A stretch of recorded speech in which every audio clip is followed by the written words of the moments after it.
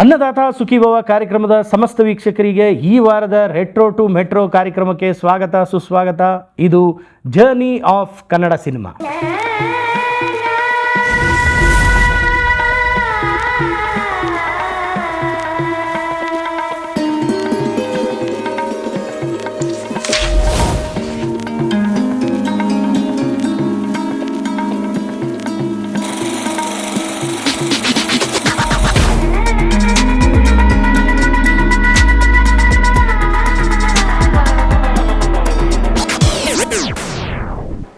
ಸಾವಿರದ 1942ರಿಂದ 1944 ತನಕ ಎರಡನೇ ಮಹಾಯುದ್ಧ ನಡೀತಾ ಇರುತ್ತೆ ಅಂತ ಹೇಳಿದ್ವಿ.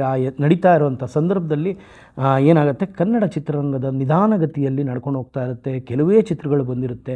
ಅದಾದ ನಂತರ ತುಂಬ ಸಂಕಷ್ಟಕ್ಕೆ ಸಿಲುಕಿರುವಂಥ ಪರಿಸ್ಥಿತಿಗಳ ಬಗ್ಗೆ ಮಾತಾಡಿದ್ವಿ. ಸಂಸ್ಥೆ ಉದ್ಭವ ಆಗುತ್ತೆ. ಅದು ನಮ್ಮ ನಿರ್ಮಾಪಕರ ಕುಂದುಕೊರತೆಗಳು, ಕಷ್ಟಗಳಿಗೆ ಧ್ವನಿಗೂಡಿಸಿ ಸರ್ಕಾರದ ಹತ್ರ ಅದ್ರ ಬಗ್ಗೆ ಮಾತಾಡೋದಾಗಲಿ, ಅವರ ಏನೇನು ಕಷ್ಟ ಇದೆ ಅದಕ್ಕೆ ಸ್ಪಂದಿಸೋದಾಗಲಿ ಆ ಕೆಲಸಗಳನ್ನ ಮಾಡ್ತಾ ಇರುತ್ತೆ. ಆದರೆ 1945ನೇ ಇಸ್ವಿ ಆದ್ರೂ ಯಾವುದೇ ಕನ್ನಡ ಚಿತ್ರಗಳು ನಿರ್ಮಾಣಗೊಳ್ತಾ ಇರಲ್ಲ. ಅದರಲ್ಲೂ ಯಾವುದೋ ಒಂದು ಚಿತ್ರ ಶುರು ಆಗುತ್ತೆ, ಅದಕ್ಕಿನ್ನೂ ಹೆಸರಿಟ್ಟಿರಲ್ಲ, ಅರ್ಧ ಅದರ ಚಿತ್ರೀಕರಣ ಪೂರ್ಣಗೊಂಡು ಅದು ಸ್ಥಗಿತಗೊಳ್ಳುತ್ತೆ. 1945ರ ಸಮಯದಲ್ಲಿ ಬೆಂಗಳೂರು ಮೈಸೂರು ಒಂದು ಟ್ರೈನ್ನಲ್ಲಿ ಡಿ ಶಂಕರ್ ಸಿಂಗ್ ಅವರು ಪ್ರಯಾಣ ಬೆಳೆಸ್ತಾ ಇರ್ತಾರೆ. ಡಿ ಶಂಕರ್ ಸಿಂಗ್ ಅವ್ರನ್ನ ಮುಂದಿನ ದಿನಗಳಲ್ಲಿ ಚಿತ್ರದ ಭೀಷ್ಮ, ಅಂದರೆ ಕನ್ನಡ ಚಲನಚಿತ್ರ ರಂಗದ ಭೀಷ್ಮ ಅಂತಲೇ ಕರೀತಾರೆ. ಅದೇನಕ್ಕೆ ಅಂತ ಮುಂದಿನ ಸಂಚಿಕೆಗಳಲ್ಲಿ ಹೇಳ್ತೀನಿ ನಾನು. ಅವರು ಪ್ರಯಾಣ ಬೆಳೆಸ್ತಾ ಇರಬೇಕಾದ್ರೆ ಅವರ ಸೀಟಿನ ಮುಂದೆಗಡೆ ಸೀಟಲ್ಲಿ ಒಬ್ಬರು ಕೂತಿರ್ತಾರೆ. ಅವರು ಇವ್ರನ್ನೇ ನೋಡ್ತಾ ಇರ್ತಾರೆ. ಆಗ ಡಿ ಶಂಕರ್ ಸಿಂಗ್ ಅವರು ಅವ್ರನ್ನ ನೋಡಿ ಹಾಗೆ ಒಂದು ಸ್ಮೈಲ್ ಎಕ್ಸ್ಚೇಂಜ್ ಆಗುತ್ತೆ, ಕಣ್ಣೋಟ ಎಕ್ಸ್ಚೇಂಜ್ ಆಗುತ್ತೆ, ಮಾತುಕತೆ ಮಾಡ್ತಾ ಇರ್ತಾರೆ. ಮಾತುಕತೆ ಮಾಡ್ತಾ ಮಾಡ್ತಾ ಮಾಡ್ತಾ ಪರಿಚಯ ಬೆಳೆಯುತ್ತೆ. ಅವರು ಯಾರು ಅಲ್ಲ, ಅವರು ಸಿ ವಿ ರಾಜು ಅವರು. ಸಿ ವಿ ರಾಜು ಅವರು ಆಗ ಅವ್ರು ಏನು ಮಾಡಿರ್ತಾರೆ ಅಂದರೆ, ಆ ಕೃಷ್ಣಲೀಲೆ ಅನ್ನೋ ಚಿತ್ರದ ಒಂದು ಚಿತ್ರಕಥೆಯನ್ನು ರೆಡಿ ಮಾಡಿಕೊಂಡು ಯಾರಾದರೂ ಒಬ್ಬ ಪ್ರೊಡ್ಯೂಸರ್ನ ಹುಡುಕಿ ಈ ಚಿತ್ರನ ಮಾಡಬೇಕು ಅನ್ನೋ ಒಂದು ಸಂದರ್ಭದಲ್ಲಿ ಇರ್ತಾರೆ.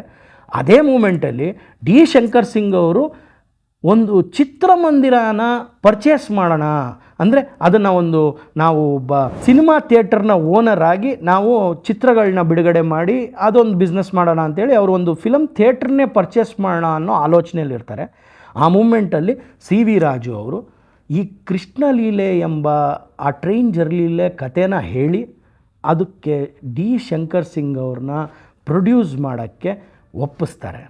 ಈ ನಂತರ ಡಿ ಶಂಕರ್ ಸಿಂಗ್ ಅವರು ವಿಠಲಾಚಾರಿ ಅವರ ಜೊತೆಗೂಡಿ ಈ ಒಂದು ಡಿಸ್ಕಷನ್ನ ಮುಂದಕ್ಕೆ ತೊಗೊಂಡೋಗಿ ಒಂದು ಕನ್ನಡ ಚಿತ್ರನ ನಾವು ನಿರ್ಮಾಣ ಮಾಡೋಣ ಅಂತ 1945ರಲ್ಲಿ ಕೈ ಹಾಕ್ತಾರೆ. ಆದರೆ ಕಾರಣಾಂತರಗಳು, ಅಂದರೆ ನಾನು ಹೇಳಿದ್ನಲ್ಲ, ಎರಡನೇ ಮಹಾಯುದ್ಧ ಇರ್ಬೋದು, ಅದಾದಮೇಲೆ 1947ನಲ್ಲಿ ನಮ್ಮ ಇಂಡಿಯಾ ಇಂಡಿಪೆಂಡೆಂಟ್ ಆಗುತ್ತೆ. ಸೊ ಆ ಇಂಡಿಪೆಂಡೆನ್ಸ್ ಮೂಮೆಂಟ್ ಇರುತ್ತೆ. ಅದೆಲ್ಲ ಇರುವಾಗ 1945ರಲ್ಲೇ ಶುರು ಆದಂಥ ಚಿತ್ರ ಬಿಡುಗಡೆ ಆಗೋಷ್ಟರೊಳಗೆ 1947 ಆಗುತ್ತೆ. 1947ನೇ ಇಸ್ವಿ, ಅಂದರೆ ಭಾರತ ಸ್ವತಂತ್ರ ಕಂಡಂಥ ವರ್ಷದಲ್ಲಿ ಈ ಕೃಷ್ಣಲೀಲೆ ಎಂಬ ಚಿತ್ರ ರಿಲೀಸ್ ಆಗುತ್ತೆ. ಈಗ ಈ ಚಿತ್ರದ ತಾರಾಗಣದಲ್ಲಿ ಯಾರಿದ್ರು, ಈ ಚಿತ್ರದ ತಾಂತ್ರಿಕ ವರ್ಗದಲ್ಲಿ ಯಾರಿದ್ರು ಅಂತ ನೋಡೋಣ ಬನ್ನಿ. ಈ ಚಿತ್ರದ ಮುಖ್ಯ ಭೂಮಿಕೆಯಲ್ಲಿ ಕೆಂಪರಾಜ್ ಅರಸ್ ಅವರು ಕಾಣಿಸ್ಕೊತಾರೆ. ಇವರು ಡಿ ದೇವರಾಜ್ ಅರಸ್, ಅಂದರೆ ಹಿಂದಿನ ಮುಖ್ಯಮಂತ್ರಿಯವರ ಸೋದರ. ಇವರು ಒಂದು ಮುಖ್ಯ ಭೂಮಿಕೆಯಲ್ಲಿ ಕಾಣಿಸ್ಕೊತಾರೆ. ಇವ್ರ ಜೊತೆ ರಾಘವೇಂದ್ರ ಅನ್ನೋರು ಒಂದು ಮುಖ್ಯ ಭೂಮಿಕೆಯಲ್ಲಿ ಕಾಣಿಸ್ಕೊತಾರೆ. ಇವ್ರ ಜೊತೆ ತಾರಾಗಣದಲ್ಲಿ ಬಳ್ಳಾರಿ ಲಲಿತಾ ಅವರು, ಬಳ್ಳಾರಿ ರತ್ನಮಾಲಾ ಅವರು, ಮೇರಿ ರೈ ಅವರು ಮತ್ತು ಪ್ರತಿಮಾ ದೇವಿಯವರು ಕಾಣಿಸ್ಕೊತಾರೆ. ಪ್ರತಿಮಾ ದೇವಿಯವರ ಇದು ಮೊಟ್ಟ ಮೊದಲ ಚಿತ್ರವಾಗಿರುತ್ತೆ. ಡಿ ಶಂಕರ್ ಸಿಂಗ್ ಅವರು ಮತ್ತು ಪ್ರತಿಮಾ ದೇವಿಯವರ ಮಧ್ಯೆ ಪ್ರೇಮಾಂಕುರವಾಗಿ ಲೇಟರ್ ಸ್ಟೇಜಸ್ಸಲ್ಲಿ ಅವರಿಬ್ಬರು ಮದುವೆ ಆಗ್ತಾರೆ.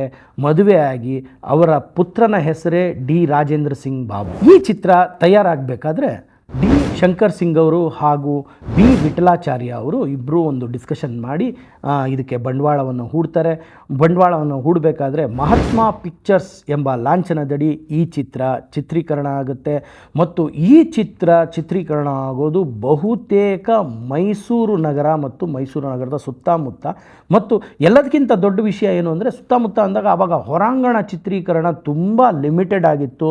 ಆಗ ಮೈಸೂರಿನ ಒಂದು ಸ್ಟುಡಿಯೋನಲ್ಲಿ ಈ ಚಿತ್ರದ ಸಂಪೂರ್ಣ ಚಿತ್ರೀಕರಣ ನಡೆಯುತ್ತೆ. ಅದು ಅಲ್ಲಿ ನಡೆದು ಈ ಚಿತ್ರ ಆಗಿನ ಕಾಲದಲ್ಲಿ ಏನಾಗಿರುತ್ತೆ ಅಂತಂದರೆ ಬಹು ದೊಡ್ಡ ಸೆಟ್ಗಳನ್ನ ಈ ಒಂದು ಸ್ಟುಡಿಯೋನಲ್ಲಿ ಅಳವಡಿಸಿ ಈ ಚಿತ್ರಗಳನ್ನ ತೆಗೆದಿರ್ತಾರೆ. ಮತ್ತು ಆಗಿನ ಕಾಲಕ್ಕೆ ಕ್ಯಾಮ್ರಾವನ್ನು ಸ್ಟ್ಯಾಂಡ್ ಮೇಲಿಟ್ಟು ಸ್ಟ್ಯಾಟಿಕ್ ಆಗಿ ಅದನ್ನು ಡಬಲ್ ಎಕ್ಸ್ಪೋಜರ್ ಮೂಲಕ ಇದರ ಟ್ರಿಕ್ ಶಾಟ್ಸ್ ಅಂದರೆ ಕ್ಯಾಮ್ರಾ ಟ್ರಿಕ್ ಶಾಟ್ಸ್ನ ತೆಗೆದು ಅಲ್ಲಿ ನಡೆಯತಕ್ಕಂಥ ಒಂದು ಮ್ಯಾಜಿಕಲ್ ಒಂದು ಮೂಮೆಂಟ್ಸ್ ಇರ್ಬೋದು, ಅಥವಾ ಅದೇ ನಾವು ಇವತ್ತಿನ ದಿನ VFX ಅಂತ ಏನು ಹೇಳ್ತೀವಿ, ಇನ್ನೊಂದು ಹೇಳ್ತೀವಿ, ಅದನ್ನೆಲ್ಲ ಅವತ್ತಿನ ದಿನ ಆ ರೀತಿಯಲ್ಲಿ ಚಿತ್ರೀಕರಣ ಮಾಡ್ತಾಯಿದ್ರು. ಅದಾದ ಮೇಲೆ ಚಿತ್ರೀಕರಣ ಪೂರ್ಣಗೊಳ್ಳುತ್ತೆ. ಅದರಲ್ಲಿ ಏನು ಒಂದು ಸ್ಪೆಷಾಲಿಟಿ ಅಂದರೆ ಮೈಸೂರು ನಗರಕ್ಕೆ ಕನ್ನಡ ಚಿತ್ರರಂಗ ಹತ್ತಿರ ಆಗುತ್ತೆ. ಸೊ ಮೈಸೂರಿನ ಸುತ್ತಮುತ್ತ ಇರೋರಿಗೆ ಚಿತ್ರರಂಗದಲ್ಲಿ ಕೆಲಸ ಮಾಡೋ ಅವಕಾಶಗಳು ಸಿಗುತ್ತೆ. ಸೊ ಒಂದು ಚಿತ್ರನಗರಿ ಅನ್ನೋ ರೀತಿಯಲ್ಲಿ ಒಂದು ಚಿತ್ರದ ಒಂದು ಉದ್ಯಮ, ಇದರಲ್ಲೂ ಕೆಲಸ ಇದೆ ಅಂತ ಗೊತ್ತುಪಡಿಸುವಂಥ ಚಿತ್ರ ಕೃಷ್ಣಲೀಲೆ. ನಾನು ಹೇಳಿದೆ ಏನು ಅಂತಂದರೆ ಹೊರಾಂಗಣ ಚಿತ್ರೀಕರಣ ಕಮ್ಮಿ, ಆದರೆ ಒಂದು ಸ್ಟುಡಿಯೋಲ್ಲಿ ನಡೆಯುತ್ತೆ ಅಂತ. ಆ ಸ್ಟುಡಿಯೋದ ಹೆಸರು ಮೈಸೂರಿನ ಹೆಸರಾಂತ ನವಜ್ಯೋತಿ ಸ್ಟುಡಿಯೋನಲ್ಲಿ ಈ ಎಲ್ಲ ಚಿತ್ರೀಕರಣ ನಡೆಯುತ್ತೆ. ಆ ನಂತರ ಈ ಚಿತ್ರ 1947ನೇ ಇಸ್ವಿನಲ್ಲಿ ತೆರೆ ಕಾಣುತ್ತೆ. ಈ ಚಿತ್ರದ ಕತೆ ಅಂದರೆ ಇದು ಒಂದು ಕೃಷ್ಣಲೀಲೆ ಅಂದ ತಕ್ಷಣ ಇದು ಒಂದು ಪೌರಾಣಿಕ ಚಿತ್ರ. ಕೃಷ್ಣನ ಒಂದು ಕೃಷ್ಣನ ಜನ್ಮ ಆದ ನಂತರ ಕಂಸನ ವಧೆ ಆದಮೇಲೆ ಕೃಷ್ಣ ಹಾಗೂ ಗೋಪಿಕಾ ಸ್ತ್ರೀಯರ ಮಧ್ಯೆ ನಡೆಯುವಂಥ ಲೀಲೆಗಳು ಈ ಚಿತ್ರದ ಹೈಲೈಟ್ಸ್ ಆಗಿರ್ತವೆ. ಸೊ ಇದರ ಕತೆ ಏನು ಅಂದರೆ ಕೃಷ್ಣನ ಜೀವನಾಧಾರಿತ ಒಂದು ಕಥೆ ಆಗಿರುತ್ತೆ. ಈ ಚಿತ್ರ ಅಂದಿನ ಕಾಲಕ್ಕೆ ಪಿ ಕಳಿಂಗರಾವ್ ಅವರ ಒಂದು ಸಂಗೀತದೊಂದಿಗೆ ಬಂದಿರುತ್ತೆ. ಇದರಲ್ಲಿ ವಿಶೇಷತೆ ಏನು ಅಂತಂದರೆ ಪಿ ಕಳಿಂಗರಾವ್ ಅವರು ಸುಗಮ ಸಂಗೀತ ಮತ್ತು ಆಯೋಜನೆ ಮಾಡೋದರಲ್ಲಿ ಅಂದರೆ ಪ್ರೋಗ್ರಾಮಿಂಗ್ ಮಾಡೋದರಲ್ಲಿ ತುಂಬಾ ಹೆಸರುವಾಸಿಯಾಗಿರ್ತಾರೆ. ಅವರು ಸುಮಧುರ ಗೀತೆಗಳನ್ನ ಈ ಚಿತ್ರದಲ್ಲಿ ಕೊಡ್ತಾರೆ, ಅದು ಹಿಟ್ ಆಗುತ್ತೆ. ಇದರ ಮೂಲಕ ಈ ಚಿತ್ರ ಹೈಯೆಸ್ಟ್ ಗ್ರಾಸರ್ ಅಂದರೆ ಅವತ್ತಿನ ಕಾಲಕ್ಕೆ 1947ನೇ ಇಸ್ವಿ ಕಾಲಕ್ಕೆ ಸರಿಸುಮಾರು 3 ಲಕ್ಷಕ್ಕಿಂತ ಹೆಚ್ಚು ಹಣನ ಗಳಿಕೆ ಮಾಡುತ್ತೆ ಅಂತ ನಮ್ಮ ಸೂತ್ರಗಳು ಹೇಳ್ತವೆ. ಈ ಚಿತ್ರದಿಂದ ಒಳ್ಳೆ ಲಾಭ ಗಳಿಕೆ ಆಗುತ್ತೆ. ಸೊ ನಿರ್ಮಾಪಕರಾದ ಡಿ ಶಂಕರ್ ಸಿಂಗ್ ಹಾಗೂ ಬಿ ವಿಠಲಾಚಾರಿ ಅವರಿಗೆ ಒಳ್ಳೆ ಹಣ ಬರುತ್ತೆ. ಮುಂದಿನ ದಿನಗಳಲ್ಲಿ ಬಿ ವಿಠಲಾಚಾರಿ ಅವರು ಇದೇ ಹಣದ ಸಹಾಯದೊಂದಿಗೆ ನಿರ್ದೇಶಕರಾಗಿ ಹೊರಹೊಮ್ಮುತ್ತಾರೆ. ಆನಂತರ ಸುಮಾರು ಚಿತ್ರಗಳನ್ನ ಮಾಡ್ತಾರೆ. ಆಗ ಅವರಿಗೆ ಒಂದು ಬಿರುದು ಕೂಡ ಬರುತ್ತೆ. ಆ ಬಿರುದೇ ಜನಪದ ಬ್ರಹ್ಮ ಅಂತ. ಈ ಚಿತ್ರದ ಇನ್ನೊಂದು ಹೈಲೈಟ್ ಏನು ಅಂದರೆ ವರನಟ ಡಾಕ್ಟರ್ ರಾಜ್ಕುಮಾರ್ ಅವರ ಸಹೋದರ ವರದಣ್ಣ ಅವರು ಈ ಚಿತ್ರದ ಮೂಲಕ ಬಾಲನಟನಾಗಿ ಪಾದಾರ್ಪಣೆ ಮಾಡ್ತಾರೆ ಕನ್ನಡ ಚಿತ್ರರಂಗ.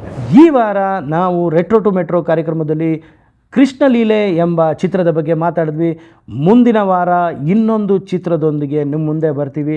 ಅಲ್ಲಿ ತನಕ ಸ್ಟೇ ಟ್ಯೂನ್ಡ್.